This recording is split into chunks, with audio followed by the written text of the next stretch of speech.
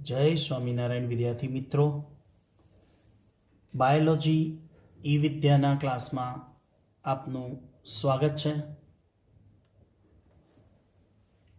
11 science chapter number 8 biology विषय 8मा chapter कोष जीवननो एकम एमा आगळ अभ्यास करिए तो टॉपिक नंबर 8.4.2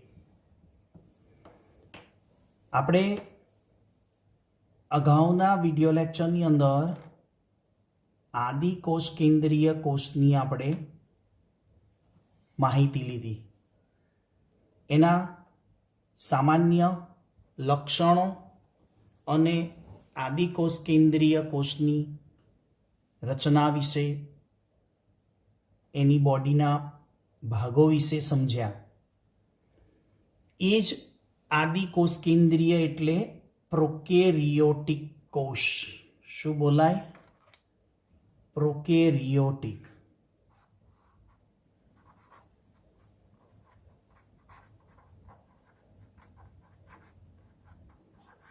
ए प्रोकेरियोटिक कोषनी अंदर આપણે એની અંદર ઘણી બધી માહિતી લીધી। એમાં બે વસ્તુ બીજી સમજવાની છે, એક છે રિબોઝોમ અને સૂક્ષ્મ રચનાઓ। સૂક્ષ્મ કાય કાય એટલે રચના, બે અલગ વસ્તુ છે।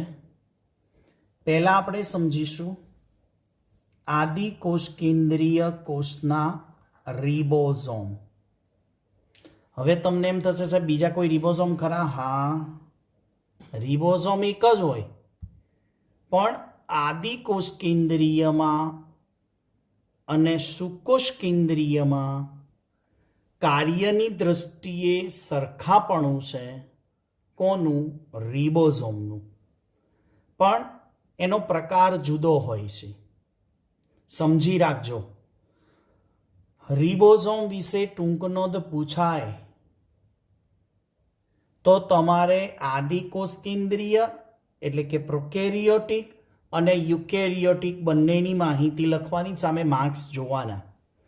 અને જો ક્લિયર કટ એક ચોખવટ સાથે જ પ્રશ્ન પૂછાય કે आदि कोष केंद्रीय कोष में रिबोझोम समझावो, अथवा एम के सुकोष केंद्रीय कोष में रिबोझोम समझावो, तो बंनेनी थियरी आपणे अलग लेवानी छे। अत्यारे आपणे प्रोकेरियोटिक विषे माहिती लईए छीए, एटले प्रोकेरियोटिक एटले के आदि कोष केंद्रीय कोषना रिबोझोमने आपणे समजीशुं। तो चलो शुरू करिए। आदि कोष केंद्रीय कोष में रिबोझोम क्या होय? तो के कोषना कोष रस स्तर साथे संकळायेला होय। कोषना कोष रस स्तर साथे, अथवा एम कही शकाय कि कोष रसमां पण छे। कोष रसमां कणिकामय, कणिका स्वरूपे।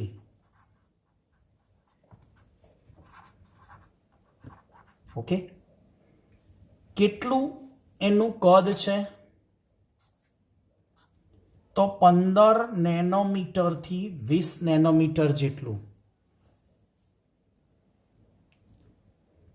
15 થી 20 નેનોમીટર કદના છે। હવે રિબોઝોમના પ્રકાર એટલે કયા પ્રકારના રિબોઝોમ છે, એના પ્રકારનું સંશોધન, રિબોઝોમનું સંશોધન પેલેડે કર્યું। એક સાયન્ટિસ્ટનું નામ છે પેલેડે અથવા પેલાડે એવું પણ બોલાય છે। એટલે રિબોઝોમને પેલેડે કણો પણ કહેવાય, પેલાડે કણો પણ કહેવાય। શું કહેવાય? પેલાડે કણો અથવા પેલેડે કણો। રિબોઝોમને તો કોષનું એન્જિન કહેવાય। એક રેફરન્સમાં તો એવું લખ્યું છે કોષનું એન્જિન જ્યોર્જ પેલેડે એનું સંશોધન કર્યું એટલે પેલેડે કણો પણ કહેવાય છે. બીજી રેફરન્સમાં એવું લખ્યું હતું કે એને કોષનું રિબોઝોમને કોષનું એન્જિન કહેવાય. ઓકે, આગળ પ્રકાર આદિકોષ કેન્દ્રીયમાં કયા પ્રકારના છે? 70S પ્રકારના. એસ એટલે રિબોઝોમના પ્રકારનો એકમ છે સ્વેડબર્ગ. આ રિબોઝોમના એકમ જે છે ને એની માહિતી સ્વેડબર્ગે આપેલી, એટલે એ સ્વેડબર્ગના નામની સાથે એસ છે. એટલે રિબોઝોમના પ્રકાર કયા પ્રકારના, કયા ટાઈપના હોય એનું સંશોધન સ્વેડબર્ગે કર્યું છે. રિબોઝોમનું સંશોધન જ્યોર્જ પેલેડેએ કર્યું છે. અને એના ટાઈપ્સ, રિબોઝોમ કયા કયા ટાઈપ્સના હોય, આદિકોષ કેન્દ્રીયમાં કયા ટાઈપના છે, સુકોષ કેન્દ્રીયમાં કયા ટાઈપના છે, એની વાત કરી છે સ્વેડબર્ગે. એટલે એની પાછળ એસ લખાય છે. હવે એ જે 70S પ્રકારના, એટલે મિત્રો અહીંયા તમને સમજાવું, એ રિબોઝોમના બે પેટા એકમ હોય. એક મોટો એકમ, આને આપણે કયો એકમ કહીએ છીએ? મોટો એકમ. જે મોટો એકમ છે એ 50 સ્વેડબર્ગનો છે, અને જે સબ યુનિટ છે, નાનો એકમ છે, એ 30 સ્વેડબર્ગનો છે. એટલે અહીંયા કોઈએ ગણિતની જેમ ટોટલ નથી કરવાનું. મને ખ્યાલ છે કે તમે 50 + 30 એમ કરીને ટોટલ મારશો કે 80 થાય છે. સાહેબ તમે 70 કેમ બોલો છો? એ આપણી બુદ્ધિનો વિષય નથી. એ રિબોઝોમનું સંશોધન, એના પ્રકાર જે સ્વેડબર્ગે કર્યો, એનો મોટો એકમ જે છે એને 50 સ્વેડબર્ગનો કહેવાય. નાનો એકમ છે એ 30 સ્વેડબર્ગનો છે. આપણે ગણિત ચલાવવાનું નથી કે 50 + 30 એટલે 80. એ આખી એની સેલ બાયોલોજીનું કેલ્ક્યુલેશન છે. એ 50 સ્વેડબર્ગ અને 30 સ્વેડબર્ગનો બનેલો છે. તો એક રિબોઝોમ છે. આ રિબોઝોમ બે યુનિટ છે, એક મોટો યુનિટ અને એક નાનો યુનિટ. સમજણ પડી ગઈ? એટલે 70S પ્રકાર એટલે તમારે યાદ રાખવાનું છે 50 સ્વેડબર્ગ વત્તા 30 સ્વેડબર્ગ. ઓકે, તો આગળ જઈએ. કાર્ય. તો કાર્ય શું છે? મેં કીધું એમ પ્રોટીન સંશ્લેષણ કરવાનું. તો આદિકોષ કેન્દ્રીય એટલે કોણ મિત્રો? બેક્ટેરિયા થયા ને? યસ. તો બેક્ટેરિયામાં પણ કાર્ય કરવા માટે પ્રોટીનની જરૂર પડે. તો કોઈ પણ કોષ હોય, ઉચ્ચ કક્ષાની વનસ્પતિનો, ઉચ્ચ કક્ષાના પ્રાણીઓનો, સુવિકસિત કોષ કેન્દ્ર હોય કે પ્રોકેરિયોટિક હોય, એમાં રિબોઝોમ છે. આપણે ચર્ચા કરીએ છીએ આદિકોષ કેન્દ્રીયના રિબોઝોમની. એટલે રિબોઝોમ છે ને એ પ્રોટીનનું સંશ્લેષણ કરે. હવે તમને ખબર છે કે જીવરસ પણ પ્રોટીનનો બનેલો છે, કોષરસ પટલની અંદર પણ પ્રોટીન વપરાય છે, ગોલ્ગીકાયના પટલોમાં પણ પ્રોટીન છે, અંતઃકોષરસ ઝાડનું પટલ પણ પ્રોટીનનું બનેલું છે, રસધાનીનું પટલ પણ પ્રોટીનનું બનેલું છે, કણાભસૂત્રનું પટલ પણ પ્રોટીનનું બનેલું છે, હરિતકણનું પટલ પણ પ્રોટીનનું બનેલું છે. તો બોડી મોટે ભાગે પ્રોટીનની બનેલી છે. તો કોષમાં પ્રોટીન બનાવનાર કોઈક તો હશે ને? એ રિબોઝોમ છે. That's clear? લેટ્સ ગો, આગળ જઈએ. હવે બીજી એક વ્યાખ્યા રિબોઝોમને ધ્યાનમાં છે, polysome. What is the polysome? Polysome એટલે શું? પોલીનો અર્થ શું કરો છો મિત્રો તમે? પોલી એટલે ઘણા બધા. પોલીમર નથી કહેતા? મર એટલે અણુ અને પોલી એટલે ઘણા બધા અણુ. એમ અહીંયા પોલિઝોમ્સ એટલે બીજા અર્થમાં પોલીરિબોઝોમ પણ કહેવાય. પોલિઝોમ્સ અથવા પોલીરિબોઝોમ પણ કહેવાય. એટલે મનમાં કોઈ શંકા ન કરતા. પોલિઝોમ પણ બોલાય છે, ચોપડીમાં પોલીરિબોઝોમ પણ આપ્યું છે. હવે એક અહીંયા આકૃતિ દ્વારા તમને સમજાવવાનો પ્રયત્ન કરું. પોલીરિબોઝોમ એટલે શું? પોલીનો અર્થ ખબર પડી કે ઘણા બધા, અને રિબોઝોમ એટલે રિબોઝોમ ઘણા બધા છે. પણ એ ઘણા બધા રિબોઝોમ કોની સાથે જોડાયેલા છે? તો એની પોલીરિબોઝોમની વ્યાખ્યા નીકળે કોઈ એક મેસેન્જર આરએનએ, કોઈ એક મેસેન્જર આરએનએ એક કરતા વધુ રિબોઝોમ જોડાય. કોઈ એક રિબોઝોમ સાથે, કોઈ એક મેસેન્જર આરએનએ સાથે ઘણા બધા રિબોઝોમ જોડાય. અહીંયા થોડું સ્પષ્ટીકરણ તમને કરું. હવે તમને પ્રશ્ન થશે સાહેબ મેસેન્જર આરએનએ એટલે શું? એટલે ટૂંકમાં એક માહિતી આપું. તમે આ નામને બધા ઓળખો છો, ડીએનએ ને? ઓકે, ડીએનએ માંથી એક સંદેશો લઈને, હવે તમને થશે સાહેબ એ કયો સંદેશો? તો પ્રોટીનના સંદેશા. પ્રોટીન બનાવવાના સંદેશા કોના અંદર આવેલા છે? ડીએનએમાં. હવે એ પ્રોટીનના સંદેશા, ડીએનએ તો ક્યાં છે?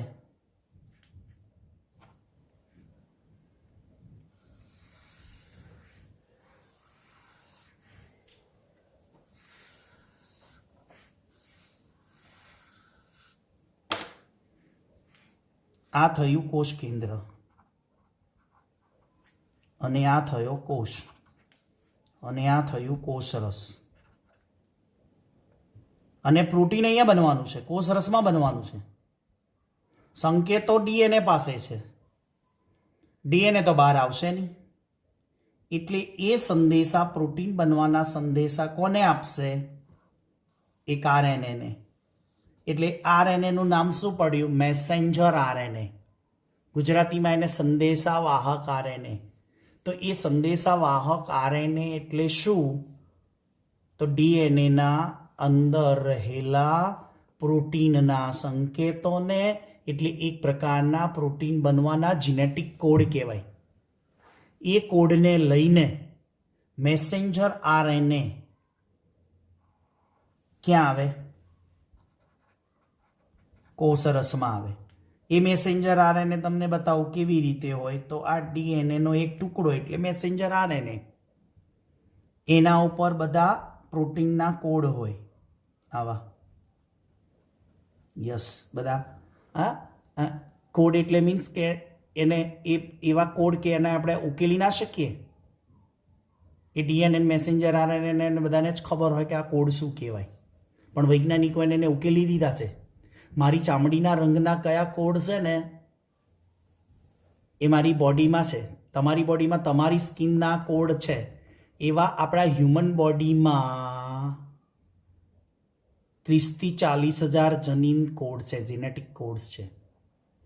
બધામાં વેરિએશન આવે, મોટા ભાગના સરખા હોય 99. ખાલી 1% અંદર જ એવા પ્રોટીનના કોડ હોય કે જેનાથી તમે ને હું જુદા પડીએ છીએ. બાકી 99% સરખા હોય, 1% અંદર જ જુદું હોય. એ જે જુદું છે ને એનાથી તમે જુદા, ને હું જુદો, ને તમે જુદા, ને તમારો ભાઈ જુદો. એક જ મા બાપના 2 સંતાનો હોય ને તો એ જુદા પડે છે કે નહીં? That is genetic code. Okay, હવે એ બધી વાતો આપણે જીનેટિક્સમાં કરશું. આપણે ટોપિક આખો રિબોઝોમનો છે. હવે જુઓ, આ મેસેન્જર આરએનએ થયો, એની જોડે આવા ઘણા બધા રિબોઝોમ જોડાઈ ગયા. રાઈટ? આ લાલ પેનથી દોરું છું ને રિબોઝોમ છે. તો મેસેન્જર આરએનએ સાથે આ મેસેન્જર આરએનએ એક જ છે અને એની સાથે રિબોઝોમ જુઓ કેટલા બધા છે. That means it is a polyribosome. That's clear? પોલિઝોમ અથવા પોલીરિબોઝોમ. આ જીનેટિક્સ લેવલની વાત છે. એ 12 સાયન્સમાં જનીન દ્રવ્ય આવશે એટલે એના ઉપર ઘણી ચર્ચા કરીશું. અને આના પછી 9મું ચેપ્ટર છે, એમાં ડીએનએ પણ શીખવાનું છે અને આરએનએ પણ શીખવાનું છે. એટલે એના વિશે ત્યાં પણ થોડી માહિતી મળશે અને 12 સાયન્સમાં વધારે માહિતી મળશે. ઓકે, તો આ થયું આદિકોષ કેન્દ્રીય કોષમાં રિબોઝોમ. ચલો મિત્રો, આગળની બીજી એક રચના જોડે શીખવાની છે, રિબોઝોમની જોડે જ સૂક્ષ્મકાય. તો એ સૂક્ષ્મકાય શું છે એ પણ આપણે સમજી લઈએ. આદિકોષ કેન્દ્રીયમાં કોષરસમાં સૂક્ષ્મકાય બોલો અથવા તો સંગ્રાહક કણિકા બોલો. સ્ટોરેજ શું કહેવાય એને? સ્ટોરેજ. ચલો, ઘણી બધી સંખ્યામાં હોય મિત્રો ઘણી બધી સંખ્યામાં નહીં, સૂક્ષ્મકાય ઘણી બધી સંખ્યામાં હોય અને પાછી મુક્ત હોય. તમને યાદ છે બધાએ સરસ મજાની બેક્ટેરિયલ સેલની આકૃતિ ડ્રો કરી હશે? કોઈ વાંધો નહીં, ડ્રો ના કરી હોય તો દોરી દેજો, અને દોરી હોય ને તો એની અંદર જોઈ લેજો, નામ નિર્દેશનમાં મેં સંગ્રાહક કણિકા લખી છે, દોરી છે. હવે એ સંચયી કણિકાઓ પણ કહેવાય. અને યાદ રાખો, પટલ વિહીન રચના છે. કેવી છે? પટલ વિહીન રચના છે. હવે કાર્ય શું એનું? ખોરાકનો સંગ્રહ કરતી રચના છે, ફૂડ સ્ટોરેજ કરતી રચના છે. એટલે એનું બીજું નામ શું પડે? સંગ્રાહક કણિકા, અથવા સંચય કરે, ખોરાકનો સંગ્રહ કરે અથવા ખોરાકનો સંચય કરે, એટલે સંચયી કણિકા પણ બોલાય. તો ઉદાહરણ કઈ? ફોસ્ફેટનો સંચય કરતી ફોસ્ફેટ કણિકા, સાયનોફાયસિન કણિકા. યાદ કરો, લીલ છે સિયાનોફાયસિન, સાયનોફાયસિન કણિકા એ સ્ટાર્ચનો પ્રકાર. ગ્લાયકોજન પણ સ્ટાર્ચનો પ્રકાર, એટલે ગ્લાયકોજન કણિકા પણ કહેવાય. તો 3 કણિકાના નામ યાદ રાખવાના છે: ફોસ્ફેટ, સિયાનોફાયસિન કણિકા અને થર્ડ ગ્લાયકોજન કણિકાઓ. નીટ માટે યાદ રાખજો, નીલહરિત લીલ છે જેને આપણે શું કહીએ? બીજીએ, બ્લુ ગ્રીન આલ્ગી, બરાબર, જેમાં નોસ્ટોક, એનાબીના ને બધી છે. સાથે સાથે પ્રકાશ સંશ્લેષી બેક્ટેરિયા, જે ક્લોરોફિલ ધરાવતા હોય તેવા ફોટોસિન્થેટિક બેક્ટેરિયા, જેને ગ્રીન અને પર્પલ બેક્ટેરિયા કહેવાય.